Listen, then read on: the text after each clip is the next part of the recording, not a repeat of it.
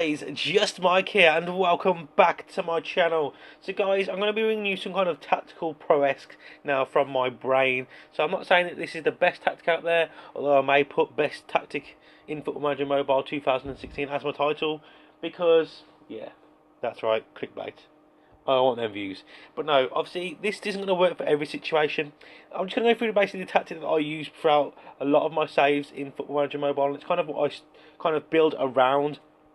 But as I've mentioned quite a few different times, and when people ask me about tactics, generally what I say is that there is no right or wrong answer, especially with different kind of teams. It's about kind of working to your strengths, and the opposition actually plays a massive part in what I kind of play with my tactics. So I'm kind of just going to go through the tactics that I use as my base, as you can see on the screen right now, and then I'm also going to just talk to you about how I tweak it depending on which teams I'm playing and kind of different variations on what you can do, and if you're losing matches and kind of and so on and so forth. So I hope you guys enjoy this one. If you are kind of looking forward to these and you want to see more of this kind of thing, don't forget to smash the like button, because it just really shows me kind of what videos are working well and what aren't. And if you've got any comments down below or want any suggestions or anything like that, just drop them down there. As always, links to Vibe and Wolfie's channel, because Wolfie does all of my, well, not all of my, a lot of my artwork for me, and all the other kind of bits and bobs are always in the descriptions down below, guys, so please go and check them guys out. So we'll obviously start off with the goalkeeper. Now, I don't really play a sweeper keeper, I never really have done. I've never really actually played a sweeper in any of my positions, in any of my formations. So if any of you guys have played a formation or built a formation round, I've just found a grey hair. Well, I've got quite a few grey hairs, but I've just found one that's actually just fell out.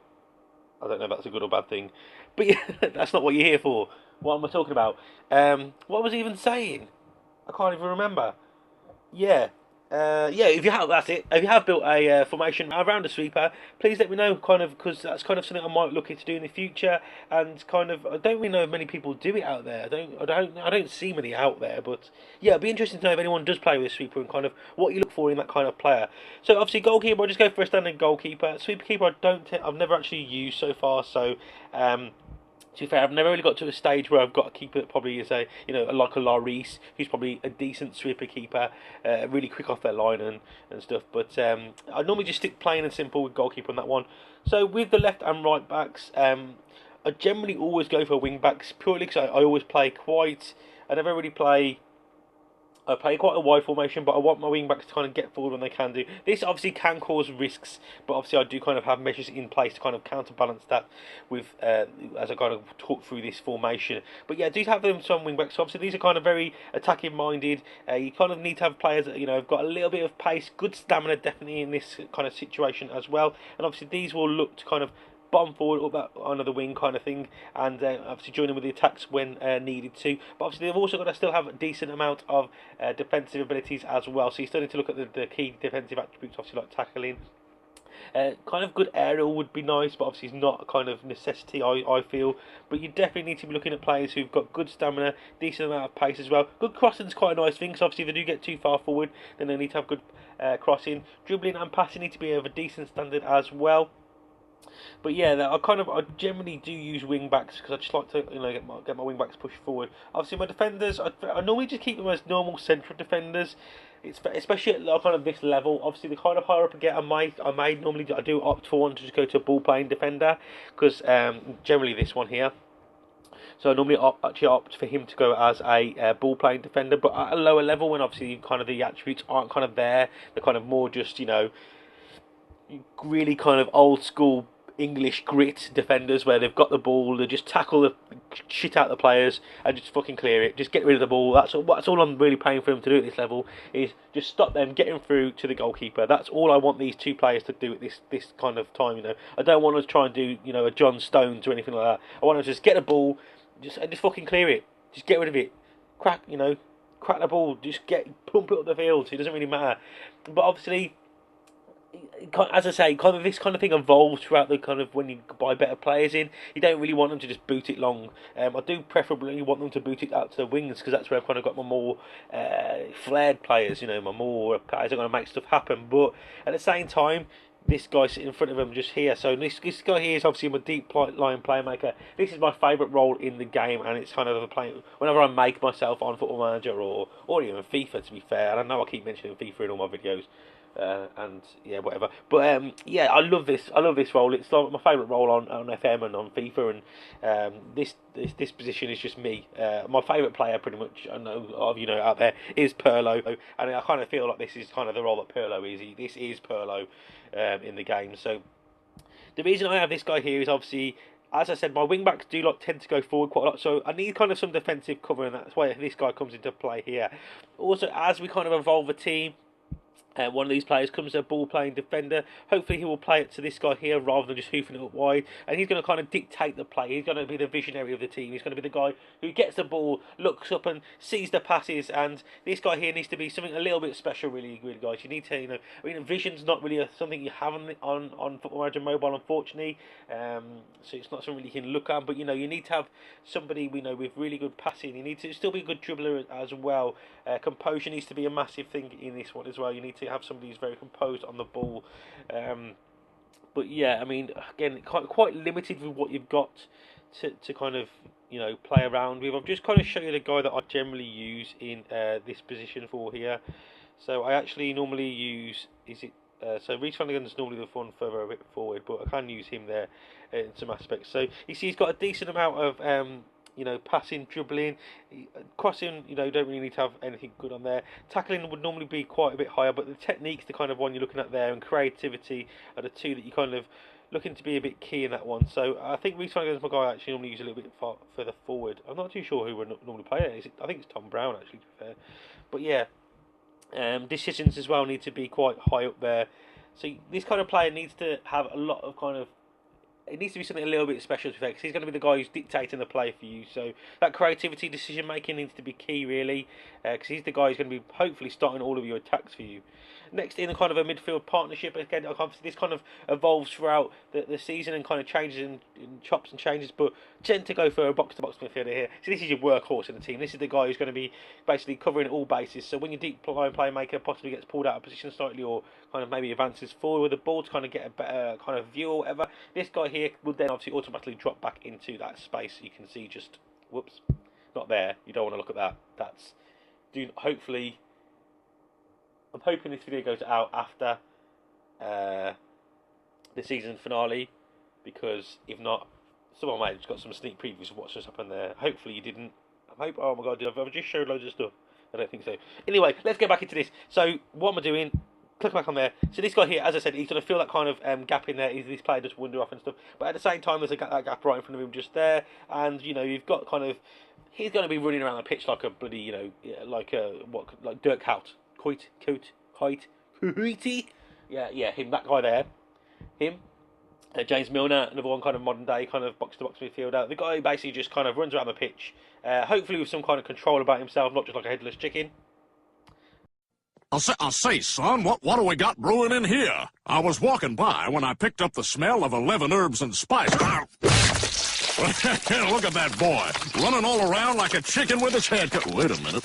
Yes, that's right. That was a headless chicken. And yeah, he needs stamina. Pace is good for this guy as well. Good tackling would be good. Good passing, good dribbling. Just a very well all-rounded player. This guy needs to be. He needs to be blues everywhere. Not very minimal like yellows on this game. I don't know what the ones are on other different games, but I think the basic package is blue is good. Blue is good, decent. Obviously greens will be better, but blues, lots of blues in this kind of position in lots of different key attributes. We then got on the right hand side. Again this swaps. So I put a winger out here. So this is the guy who just basically stands on that touchline and will just drive to the byline and get the balls in to the box for your attackers to kind of attack, really. So this is a proper classic John Barnes play you need here. So pace, dribbling, crossing, passing, decisions, stamina, the lot. This guy's the guy we get the ball out wide to, and we hope he can just kind of do something special at that wide on that wing and just get the ball into the box. So I kind of play Fallon here. There's a lot of different players that I've got to play, but Fallon here, Wolfenden. But this guy is the guy that kind of sticks to the byline and just hopefully you get the ball out to him and he can make some special happen. We then go across the middle of the park. So we've got your attacking midfield central. So again, this is the guy. This is the kind of base formation, but I kind of can change it as I go throughout. So this is the advanced playmaker. So this is the guy who will kind of drop in between the lines. So he's going to be the guy who plays between the midfield and the kind of striker, and hopes to kind of pick up any ball that kind of is in between that guy. So he'll basically look to find space between their defence and their midfield to hope to pick the ball up, and then so the deep line playmaker will hopefully spot any runs that this guy is doing, kind of pass it into him, and then he can kind of, work his magic kind of here. So this guy needs to be a very creative player in a sense. He needs to be looking for that kind of, killer ball, killer instinct, and kind of, I suppose, in a way, I mean, look, Ozil, Hazards of the world, they're kind of players that, Payet, the guy from West Ham. I'm so terrible at names. I don't know why. And you think I don't even watch football? To be fair, I don't watch as much as I probably should do. But work and all that. Work and life. But yeah, this guy is the guy who's going to be pulling that strings in that final third of your pitch for you. So, he does need to have something a little bit about himself. This guy here, so tend to what I do is I always play one inside forward. Again, these two can actually swap, and the kind of it's mirrored. So I flip it on its head sometimes. So I have the inside forward on the right hand side, and the poach comes across, and basically everyone moves the opposite kind of, So it's like the opposite zigzag. It's like a zigzag, isn't it? Zigzag formation. Yeah, so it can kind of swap. But the inside forward, I actually tend to play an actual right. If it's on the left-hand side, I tend to actually play a right-footed player here sometimes, which seems to work really, really well. Because as an inside forward, they tend to cut inside, and obviously, if you think about it, if you cut it inside as a left footer, you're gonna have to kind of.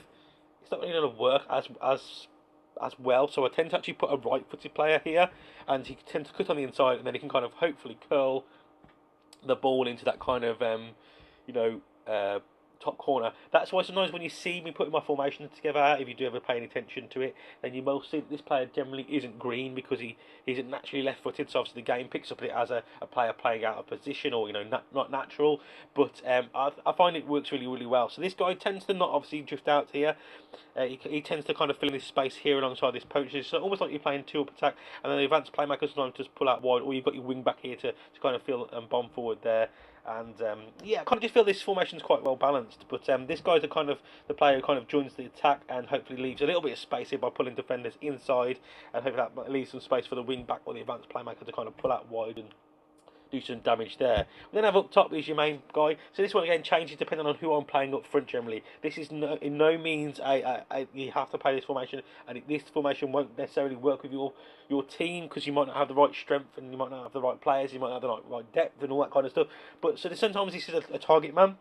Sometimes this guy can be a target man, so you're pumping the ball up long from here, especially from the wide area and the guy cutting inside, you might be pumping it into him. Generally, I find this works quite well with a poacher because you've got your inside forward kind of joining in from that left-hand side or right-hand side, depending on which formation I'm playing. You then also have got, he's going to be basically in the box. That's what I'm looking for him to be. He just needs to get in that box and be around that place. So you've got these three guys, or technically four guys behind him, who are looking to kind of get the ball into him, but he's going to be there.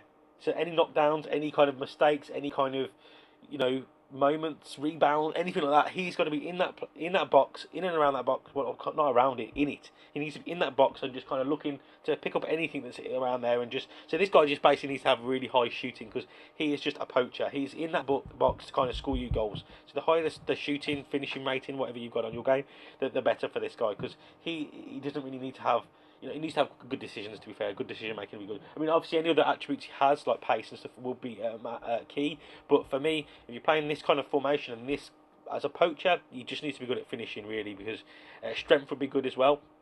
But an aerial prowess, that's another one as well. But generally, the higher they're finishing, the better, because he's just going to be there. And as soon as he gets the ball at his feet, he's just going to shoot, let it fly, and hopefully pick up some goals for you guys. So yeah, that's kind of like the basis of this formation, guys. But again, as I said, it kind of evolves throughout time. So what you can do sometimes against bigger teams is obviously you can drop this guy back to have what am I doing? So drop this guy back here and have two defensive midfield roles, and then maybe one guy there and just put him more central. So this might be for against some of the bigger teams, but you have got quite a big gap there. But hopefully, if you play your midfield centre as a box-to-box midfielder or an advanced playmaker, he should hopefully fill that gap for you. And you can have just these two as just wingers rather than one inside forward. Sometimes, obviously, if you're losing a match, you may want to just go 2 up top and then just have these 2 as just a standard like 4-4-2 formation as well. That kind of works. Just have one as a deep line playmaker, so they drop back. One as maybe an advanced playmaker, so again they fill that gap. Or alternatively, you can have one as a deep line playmaker. This guy's like a deep line playmaker just here. This one as a ball-winning midfielder, and then you can have this guy as like a deep line forward, so he drops back. With this guy as either a target man or a poacher or an advanced forward. Again, possibly using just your wingers. So there's a kind of lot of different variations you can kind of play on this, and kind of as long as you've got the right kind of players on the pitch, you can kind of it kind of works. What am I doing? What am I doing? What am I doing? I've done that wrong. So yes, that's the mirrored version. That's what I was doing. Obviously, I know what I am doing. I was showing you the mirrored version. That's what I was doing. So yeah, so there's lots of kind of, but again, you kind of need to. So as the match is kind of progressing, you really need to review your formation. Say this is by no way or no means the answer to how to win matches. This formation I find works quite well, but you do need to again still have the right personnel in your team to kind of make this work. You also need to be aware that obviously as you play more advanced teams and teams that are slightly better than you, you may need to drop one of them midfielders back and just kind of fill the gap, or maybe not have these on wing backs, maybe just have them on as full backs, so they don't push far as forward, so you're not caught, on the left or right hand side, especially if they're playing a wide formation. This works really, really obviously well against people who are playing very narrow formations, but obviously if they've got quite a wide formation as well, this still works quite well because you've technically got 4 or 5 attackers there, and hopefully 5 defenders. So basically in this formation it's 5 attackers, 5 defenders in theory, but then sometimes it can be 4 attackers, 6 defenders, or 6. Well, not really. Generally, it's never 6 attackers, 4 defenders. That very rarely happens. I'm just talking shit now. So yeah, instructions are going to go for, and this one again, kind of depends who I'm playing against. If I'm playing against a higher opposition team, I go balanced. If I'm playing against a team I think I can destroy it, I go attacking. Mixed passing style, which generally I kind of change the directive. I feel like it's not really making it through. I tend to also both flanks. I can swap that around to very. So I can actually swap this formation round to a very narrow formation, but it doesn't really work it's quite hard to work into the fact, depending on what players you've got, that sometimes a lot of players are playing out of position, which you tend to not really want to do. So I tend to go both flanks. Keeper distribution is mixed purely because my goalkeeper doesn't have the kind of ability about himself to do a short one or a long one for any amount of time. Pressing is always on for me in pretty much all of my tactics. I like to press quite high and quite high up the pitch, and then counter attack because I generally go for quite a pacey team. I do look at speed quite a lot. So guys, that probably wraps it up for this. This is kind of just a kind of insight to kind of what formation I play and how I kind of go about building my formations. But I am going to go into a little bit more depth in a video. I've got a video that I've got planned for the future, if I can talk English anymore. But yeah, I kind of hope you've enjoyed this one. I hope it's kind of helped a few of you kind of think a bit more tactically wise about what you're looking to do with your teams and how you build them. As I said, it's not, this tactic won't work for every team, but kind of hopefully kind of give you an insight of how to maybe possibly build a tactic of your own, or what you need to look at and so on and so forth. But as I said, I might do a more in-depth one. I might do it on touch because obviously you've got a bit more in-depth there. But we'll do another one for mobile as well, because I do feel that this game, it is a bit, you do have to think about it in a little bit more than what people may do sometimes. And I always have a lot of people asking me like, "Oh, what tactic do you use?" And I've lost like 2 games in a row, and you're like, "Well, have you kept the same tactic?" And they're like, "No, I keep changing it." And sometimes it's not about just change it every match. Sometimes it is. But like a lot of the time, it's not. You need to kind of have a bit of consistency. You need your team to gel around that formation. They need to know what they're doing. But sometimes the game does call for a complete formation overhaul. When you look at what they're playing, guys, I honestly, I can't show you on this because it'll give away too much. But I honestly can't stress enough how important it is to look at the next opponent screen. I really can't show you on this one because it's going to give too much away, and I'm not too sure when this video is going up. Because and I'm really, really sorry, guys, as well about the delay on the other videos on my FC United Manchester and on my, both seasons have finished now, they've been concluded, so I'm doing a wrap up. But they're just like both like an hour and 40 minutes, and the editing I'm having to do to drop them down to like 18 minutes, 20 minutes yeah, it's a bit of a killer. It's worth it, honestly. It is worth it, and hopefully you guys will enjoy them. But yeah, it is killing me at the moment. But they will be out hopefully this week, fingers crossed. But yeah, so when you obviously get the scout report, you kind of, or when you click on the team, you can actually look at your next opposition. That is honestly so important in this game, and you need to start using it a bit more if you don't use it already. Just kind of, it shows you kind of, not always 100%, but it kind of shows you what formation they'll probably be lining up with, and then obviously you can kind of counterbalance that with kind of what formation you're playing with, especially if you know you're playing quite a narrow formation and they've got quite a narrow formation. You might think, hang on a minute, if I go wide here, I can exploit these wings because they've not got anyone down there. So, really, honestly, guys, just use that screen a bit more. And I wish I could show you which screen I'm on about, but honestly, I can't. I can't really venture very far from this screen. Anyway, guys, if you have enjoyed this video and you want to see more of this kind of content, don't forget to smash that like button so I kind of have a gauge of what you guys are enjoying. And yeah, guys, that is it for today's episode. I have been Just Mike Plays, and I will speak to you legends soon.